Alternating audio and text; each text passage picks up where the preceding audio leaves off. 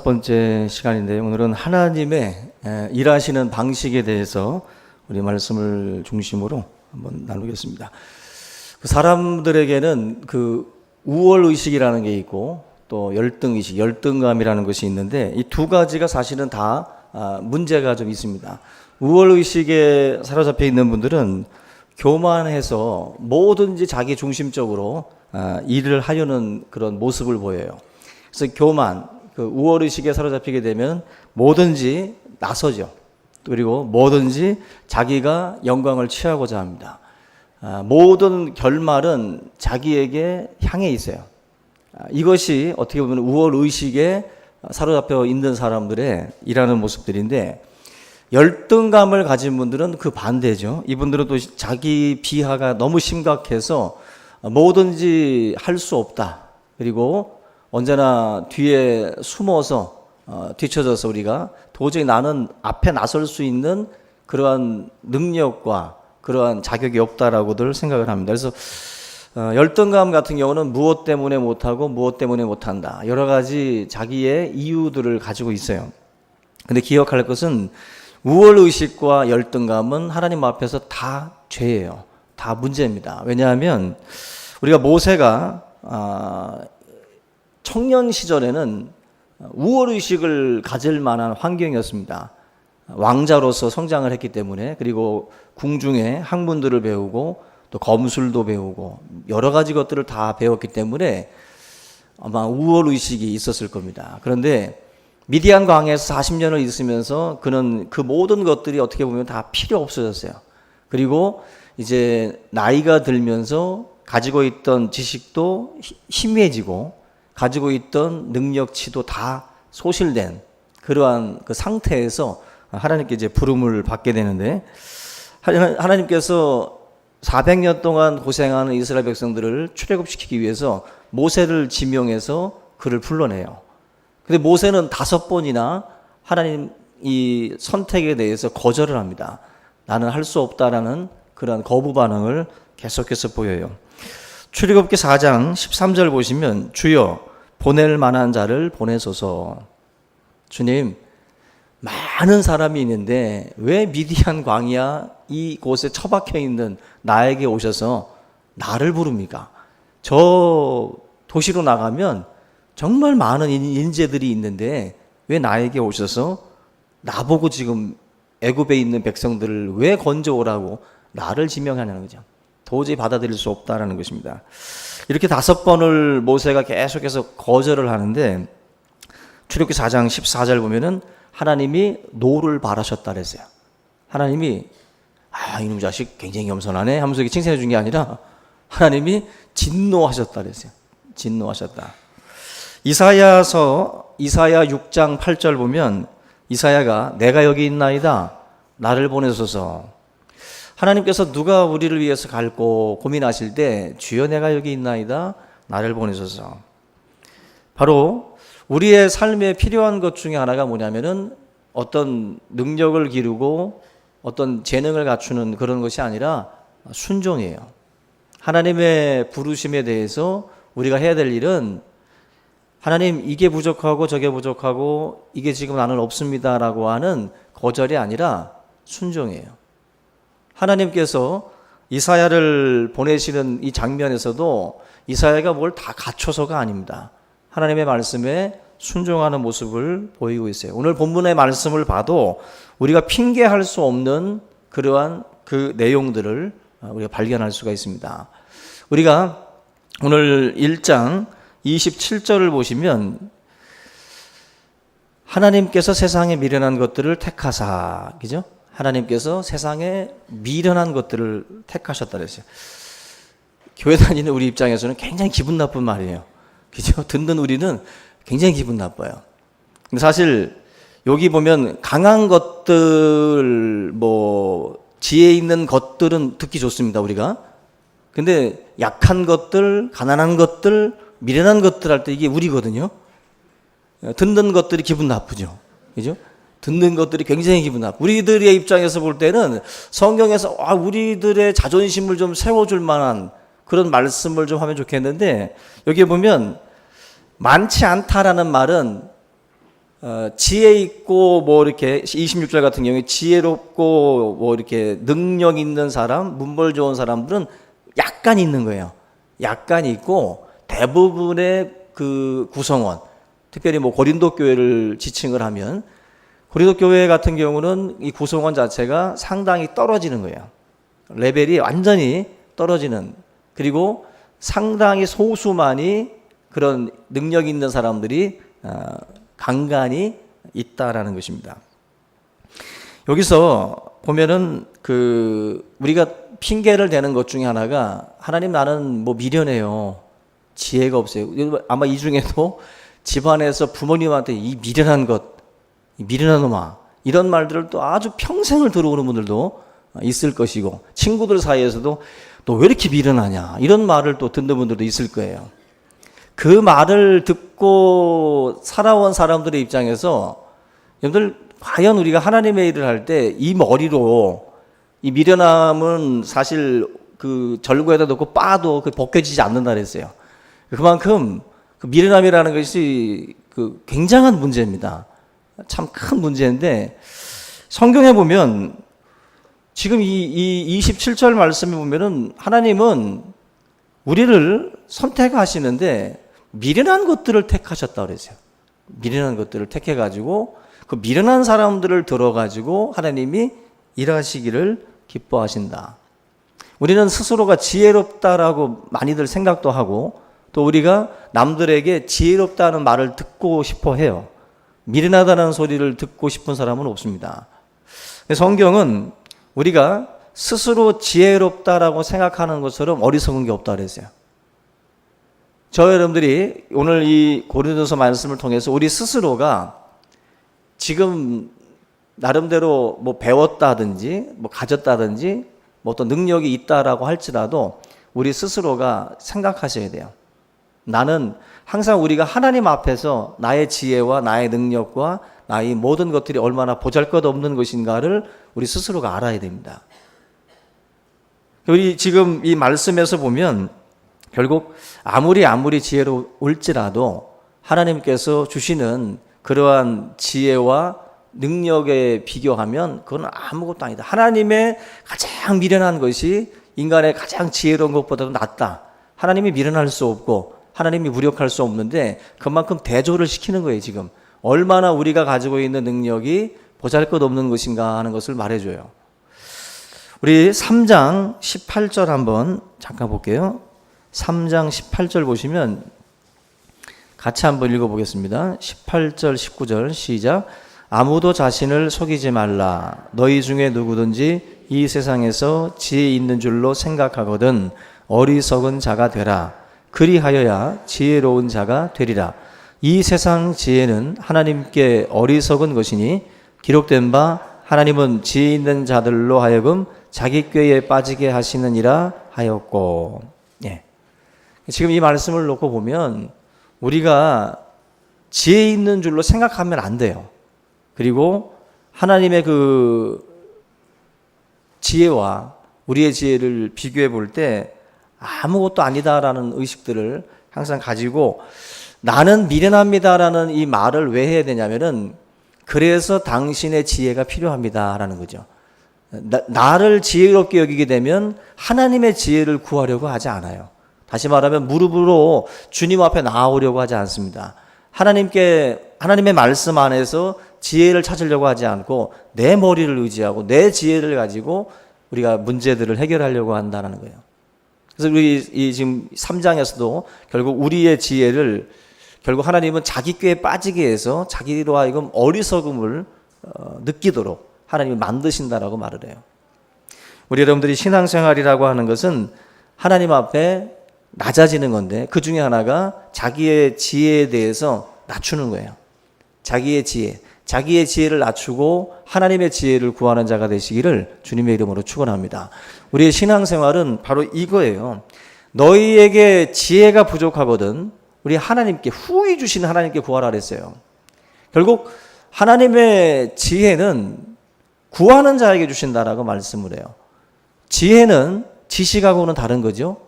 우리의 삶을 살아갈 때에 필요한 것은 지식이라기보다는 지혜예요. 우리가 어르신들에게 지혜라고 하는 게 있지 않습니까? 삶의 지혜가 있는 것처럼 하나님의 지혜는 우리로 하여금 어리석은 길을 가지 않도록 우리를 붙들어 줍니다. 우리가 머릿속에서 생각이 나지 아니하면 하나님의 말씀을 따라가면 돼요. 하나님의 말씀을 따라가면. 길 밝은 분들은 내비게이션 의지하지 않죠. 시끄럽다고 꺼버리더라고. 근데 길 눈 어두운 저 같은 분들은 다 그냥 막 내비게이션에 귀를 기울여요. 여러분들, 우리가 자기를 인정하면, 자기의 모습을 인정하고 자기의 부족함을 인정하면 귀를 기울여요. 내 지혜가 부족하다라고 우리가 인정해야, 그래야 하나님의 지혜를 구합니다. 기도하는 가운데 또 말씀을 읽는 가운데 이것이 길이구나, 이게 진리구나, 이게 생명이구나, 그걸 하나님께서 알게 하시는 거예요. 우리의 삶에 길이 아닌 길을 가다가 죽는 분들 많습니다. 길이 아닌 길, 죄인의 길, 오만한 자의 자리, 악한 자의 꾀를 쫓는 사람들이 많아요. 그게 지혜인 줄 알고. 근데 하나님의 지혜를 구하게 되면 그 길들을 다 우리가 분별할 수 있는 거예요. 분별할 수 있어요. 오늘 이 시간에도 저와 여러분들이 하나님의 지혜를 구하시길 바랍니다. 그래서 하나님의 진리가 여러분들을 인도할 수 있도록 여러분들의 그 마음의 문, 생각의 이 문을 다 주님 앞에 열어놓을 수 있기를 주님의 이름으로 부탁을 드립니다. 결국 미련해도 하나님의 일을 하는 데 있어서 우리는 핑계할 수 없다는 거예요. 내가 조금 부족해도 하나님의 일을 못할 수는 없어요. 하나님이 주시는 지혜가 있으니까 그거 붙들고 가면 되는 겁니다. 두 번째는 지금 27절에 다시 한번 보시면, 지혜 있는 자들을 부끄럽게 하려 하시고 세상의 약한 것들을 택하사 강한 것들을 부끄럽게 하려 하신다. 우리가 그 약한 것들을 하나님께서 택했다라고 말씀을 하는데, 저와 여러분들은 약한 존재죠, 그죠? 우리는 강하지 않습니다. 다 약한 존재인데 하나님이 선택한 하나님의 사람들을 면면을 봐도 약한 사람들을 많이 하나님이 붙들어 쓰셨어요. 왼손잡이 에훗이라든지 여선지자 드보라, 그리고 목동이었던 다윗, 다 어찌 보면 연약한 존재들이에요. 룻이라고 하는 여인도 정말 굉장히 이방 여인이고 굉장히 부족해 보이는 그런 모습이죠. 근데 하나님이 그런 약한 사람들을 들어가지고 하나님의 큰 구속의 역사 속에서 그 여인들, 그 사람들을 하나님이 쓰고 있습니다. 삼손도 본래 능력이 있는 사람이 아니에요. 하나님이 기름 부으시면서 삼손에게 힘과 능력을 주신 거죠. 우리의 삶에도 우리의 약함이라는 것이 있는데 하나님은 약함 때문에 못 쓰시는 분이 아니에요. 내가 가지고 있는 뭐 질병이든 아니면 나의 능력이든 이런 모든 부분에 있어서 남들과 비교해 볼 때 보잘것없고 약해 보여도 하나님은 능히 쓰실 수 있습니다. 믿으시기 바랍니다. 결코 그것을 가지고 핑계댈 수 없다는 거예요. 난 이래서 안 된다, 그렇지 않습니다. 약해도 하나님은 얼마든지 쓰실 수 있어요. 감독이 빛나려면 선수들이 보잘것 없어야 돼. 보잘것 없는데 그 선수들을 잘 조련해 가지고 우승을 일구면 감독이 빛이 나는 거예요. 하나님이 지금 보면은 영광을 받으시길 원해요. 근데 지혜 있고 능력 있는 사람들 다 모아가지고 무슨 일을 하면 그 사람들이 한 것밖에 안 됩니다. 근데 하나님이 하셨습니다라고 고백할 수밖에 없도록 하나님이 부족한 사람들을 모아서 역사를 써내려가요. 우리가 인간은 뭐 위대하다, 인간에게 무한한 능력이 있다, 잠재력을 깨워라, 이런 자기개발서들이 많잖아요. 근데 우리가 그 말씀 일부분은 맞지만, 그러나 우리 그리스도인들이 보고 있는 이 성경의 말씀하고는 그 자기개발서에서 이야기하고 있는 그 내용하고는 충돌하는 부분이 있어요. 뭐냐면 이 자기개발서 같은 경우는 우리 인간에게 초점을 맞춰요. 인간 중심이에요. 굉장히 인본주의적인 거예요. 그래서 인본주의적이기 때문에 인간의 모든 능력과 잠재력, 무한대의 어떤 그 가능성에 대해서 굉장히 많이들 얘기를 합니다. 근데 성경은 인간을 티끌과 같이 여긴다라는 말씀들이죠.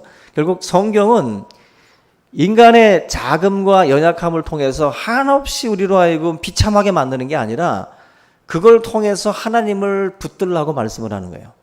그걸 통해서.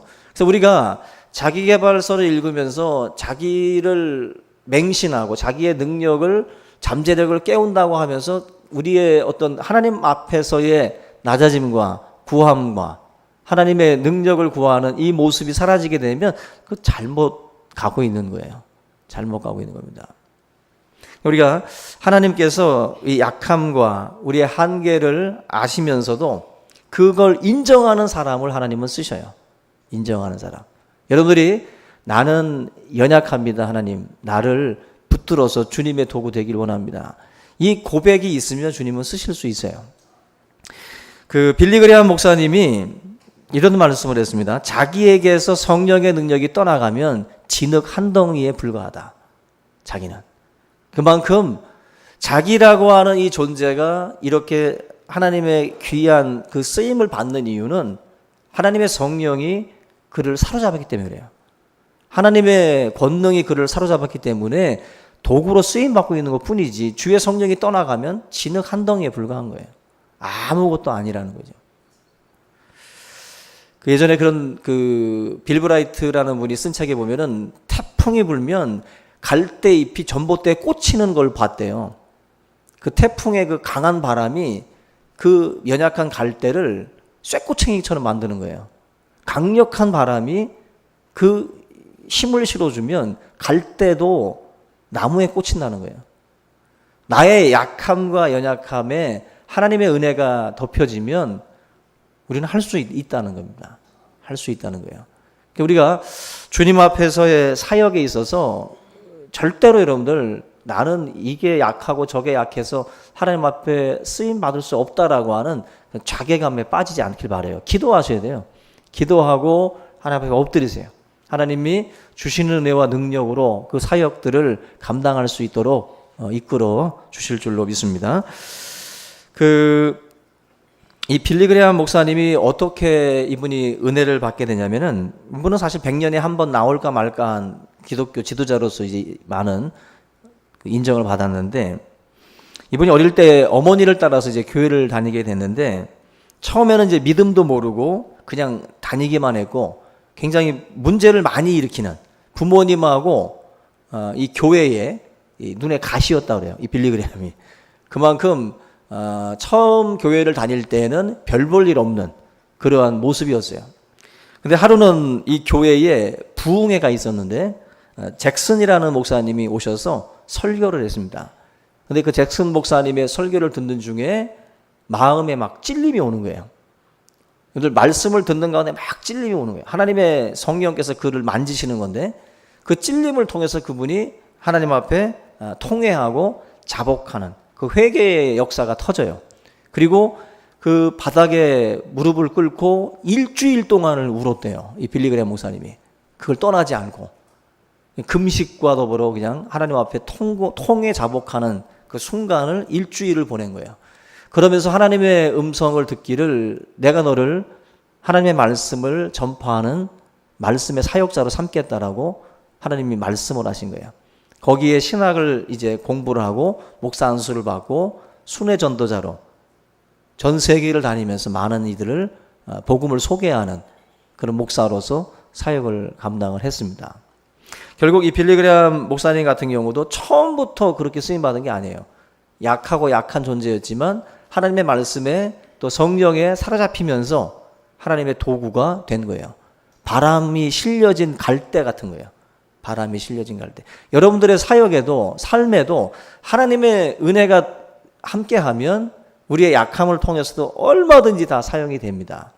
성령이 더 나타나는 거예요. 내 모습이 감추어지고 성령의 능력으로 우리를 사로잡아 주시기 때문에 그 안에서 빛을 발하는 거예요.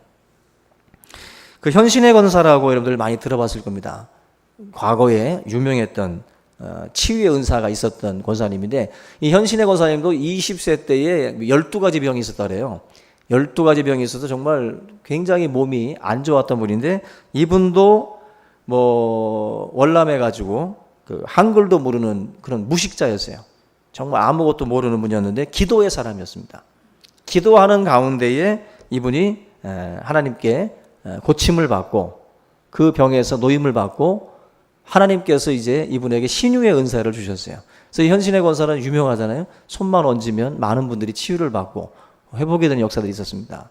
이런 그 모습들을 보게 되면 하나님께서는 연약한 자들을 들어서 쓰신다. 존 칼빈도 별명이 종합병원이었습니다. 종합병원. 머리부터 발끝까지 그분에게는 한 20몇 가지인가의 병이 있었어요. 굉장히 많은 질병이 온몸을 휘어잡은 거예요. 굉장한 고통 속에서도 하나님 앞에 종교개혁자로서 쓰임을 받은 거예요. 우리가 하나님 앞에 사역을 할 때 병들면 쓰임받지 못하고 또 이렇게 뭔가 약함이 있으면 쓰임받지 못하는 게 결코 아니에요. 하나님은 하실 수 있습니다. 하나님은.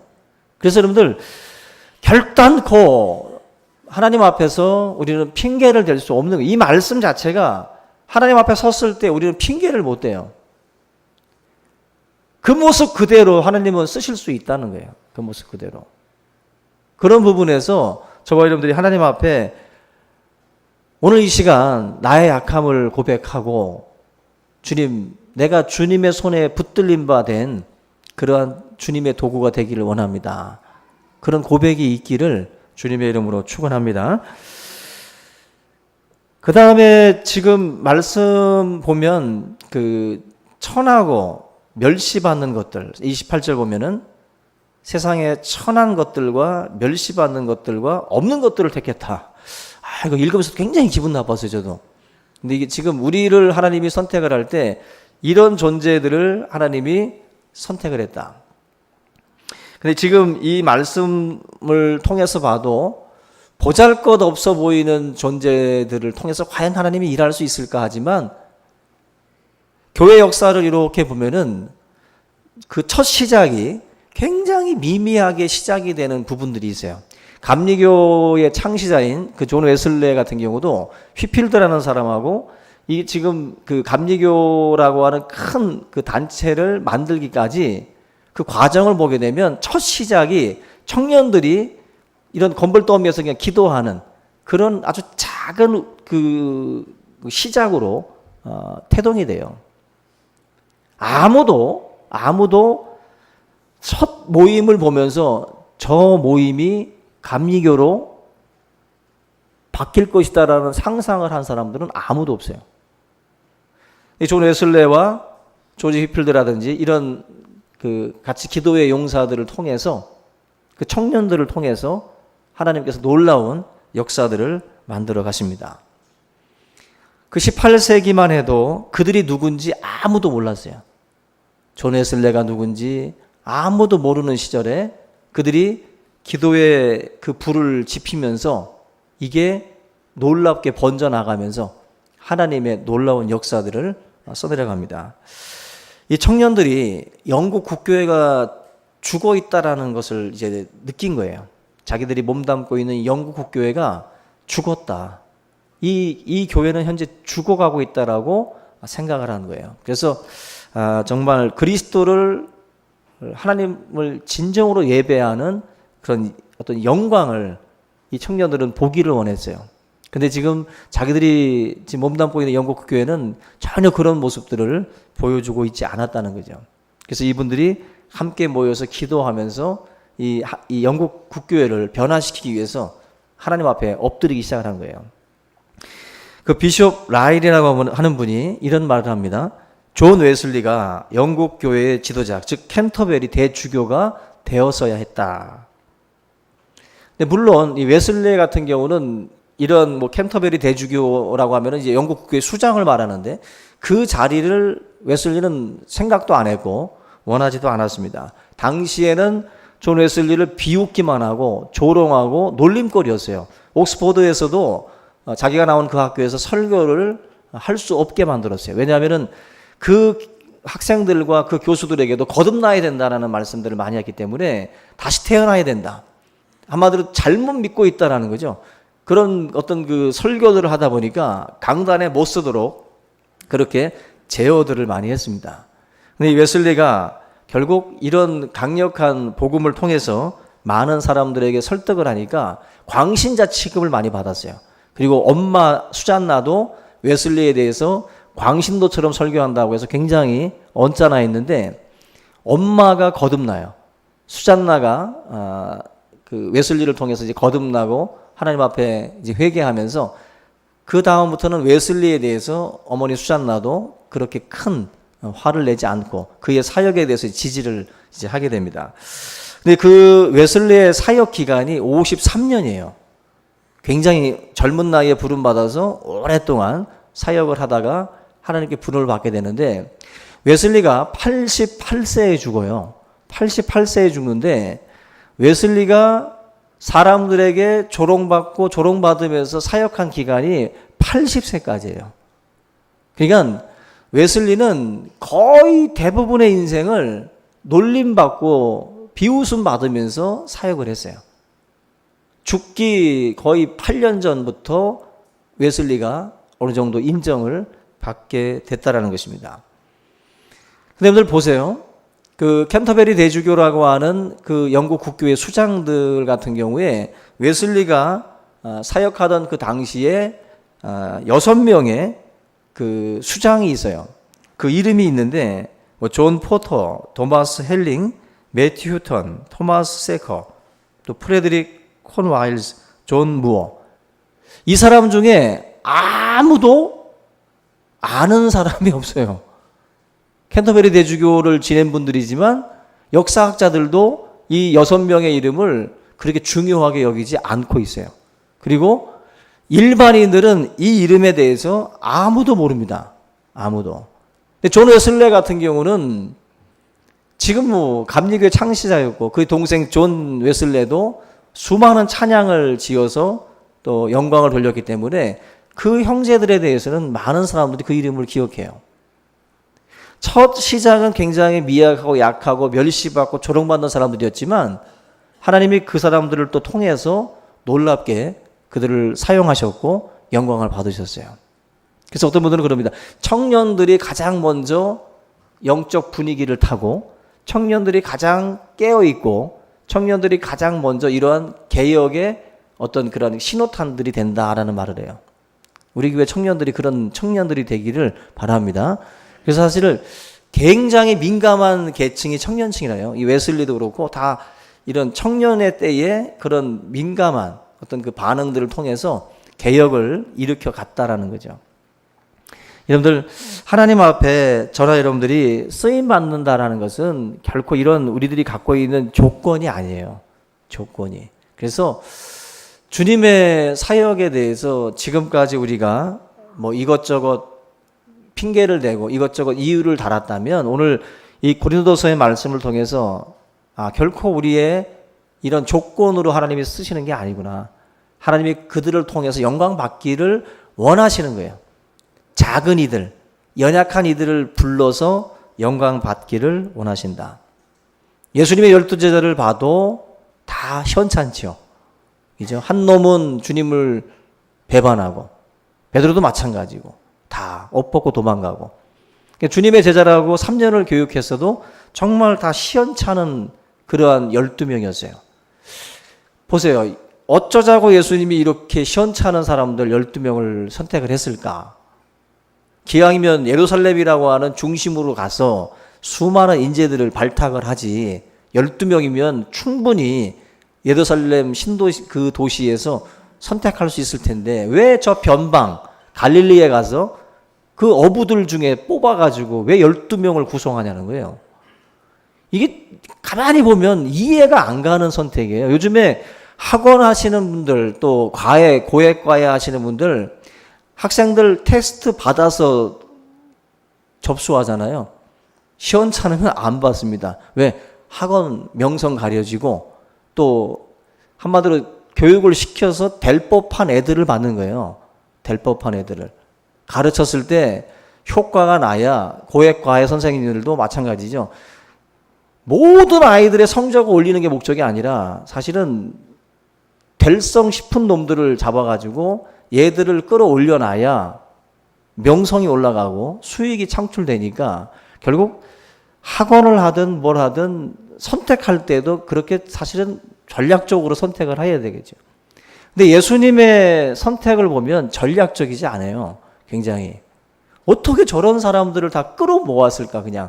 마치 그냥 쓰레받기로다가 그냥 그 쓰레기 모은 것밖에 안 되는 거예요. 모아보니까 별 볼 일 없는 사람들이에요. 근데 보세요. 그 12명 시원찮은 사람들을 하나님이 선택했지만 얼마 지나지 않아서 로마가 뒤집어져요. 로마가. 바로 하나님의 부름받은 그 보잘것없는 사람들의 순교의 피와 그 헌신을 통해서 하나님이 로마의 판도를 다 뒤집어 놓습니다. 그게 바로 하나님의 역사예요. 기독교의 태동은 이렇게 다 보잘것없지만 지금 수많은 열방이 주님을 찬양하고 주님을 예배하고 있어요. 하나님의 미련해 보이는 선택과 전략이 오히려 사람의 지혜를 비웃고 있는 거예요. 우리가 하나님 앞에서 저와 여러분들을 볼 때 왜 이렇게 철없는 사람, 왜 이렇게 부족한 사람, 왜 이렇게 연약한 사람을 부르셨습니까? 하나님, 우리가 주님 앞에 고백할지 모르겠지만 그러나 주님은 너를 통해서 내가 영광 받기를 원한다. 너의 약함과 너의 그 연약함을 통해서 하나님이 영광 받기를 원하신다. 오늘 저와 여러분들이 미련해 보이지만 하나님은 그런 방법, 전도라는 방법, 또 미련해 보이는 사람들, 그런 통체적으로 미련하다라고밖에 말할 수 없는 방식과 사람들을 다 모아서 역사를 써내려간다. 오늘 이 말씀을 통해서 저와 여러분들이 하나님의 일꾼이 되길 원한다면 이런 요즘 말로 하면 스펙에 치우치지 마세요. 너무 그런 것 가지고 하나님의 일을 한다? 그렇지 않습니다. 제가 지금까지 봐도 그거로 일하는 거 아니에요. 보면 하나님 앞에 믿음이라고 하는 것을 가지고 일하는 거예요. 믿음이라는 걸 가지고 하나님의 부름 받아서 연약함을 들고 나가시면 여러분들을 통해서 놀라운 역사들을 주님께서 써내려 가실 줄로 믿습니다. 이 말씀 붙들고 우리 함께 이 시간 간절한 마음으로 우리 기도하는 시간 갖겠습니다. 같이 한번 통성으로 기도하겠습니다. 살아계신 하나님 아버지 감사합니다. 우리들의 모습 볼 수 있는 귀한 시간 되게 하여 주시옵소서. 하나님, 오늘도 우리를 향해서 말씀하시는 줄로 믿습니다. 내가 주님 열등감에 사로잡히고 또 우월감에 사로잡힐 때 하나님의 말씀을 통해서 깨닫게 하시고 우리를 낮추시고 또 우리를 보게 하셔서 하나님 앞에 하나님의 능력을 구하고 주님의 은혜를 구하는 그러한 하나님의 백성들로 우리가 변화될 수 있도록 인도하여 주시옵소서.